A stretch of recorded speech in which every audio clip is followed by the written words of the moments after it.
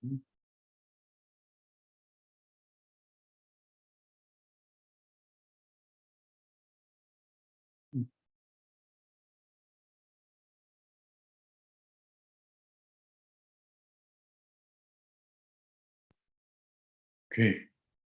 I'm Prof Heun. I'm a consultant psychiatrist. I'd like to review one of the papers we just published before. Reason being, it's a very well-cited paper and it's quite interesting. We published it in 2018. It's about the effect of Ramadan on mental health. As you might be aware, it's more than a billion people are Muslims. During Ramadan, they are prevented or forbidden to eat, drink, smoke, or have any sexual activity or harmful behavior towards others or themselves during the day in Ramadan. This really affects the life of or the day of people.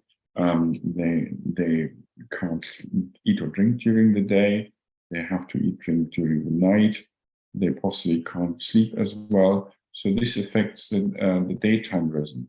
And it's in itself quite likely that this might also affect the mental health.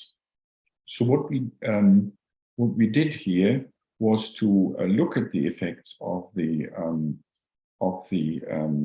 Ramadan fasting on the mental health of people.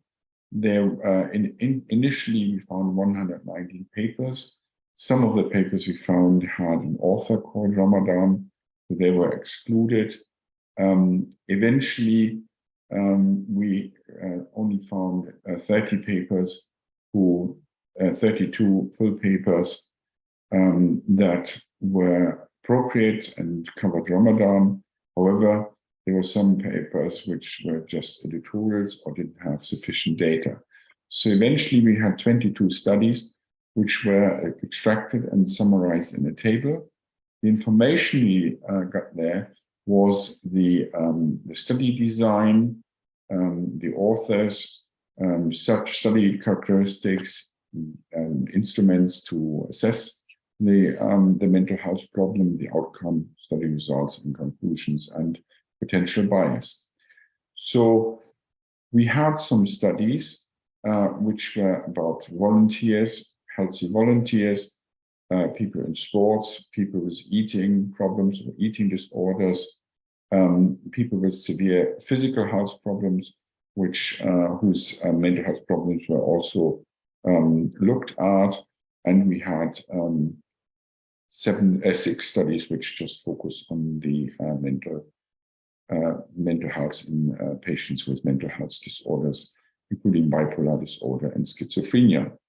So I don't want to go through all these tables. I think I leave it for those who are interested. So we summarize it quite carefully.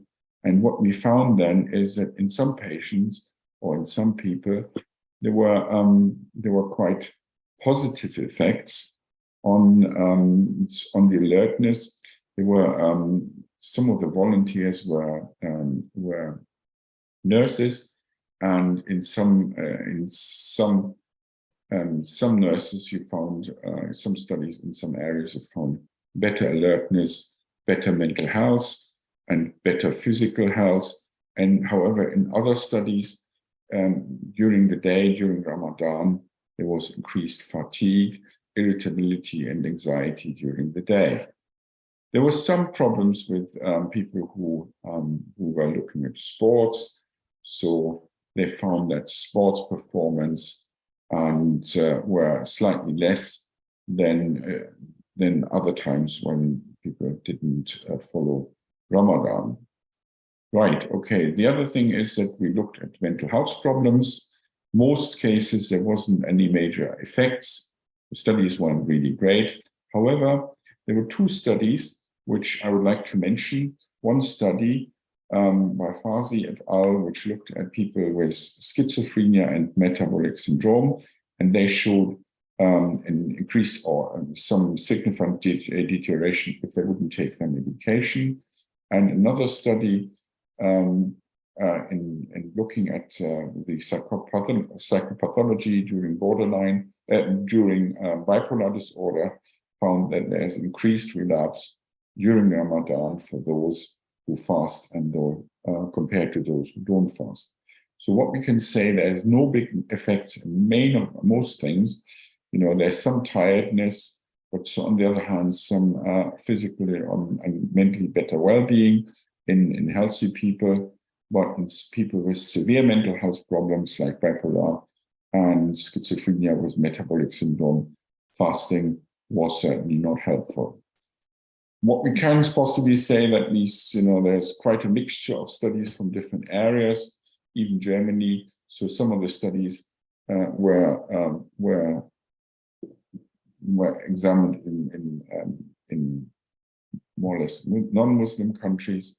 The one thing which was striking me is that the lack of considerate and careful examination of this very strong intervention. Imagine that usually we would have to make such a strong intervention of not allowing people to eat during a day. This should be examined carefully and with mental health or with other physical health consideration. But interestingly, the effects haven't been properly examined, and I would say this is a bit of a lack in psychiatry research as it is today. So in this respect, I think there could be more could be done. And I would like to thank you for your attention. If you want to read the paper, check our Global Psychiatry Archives website on globalpsychiatry.co.uk. And I thank you for your attention. Thank you.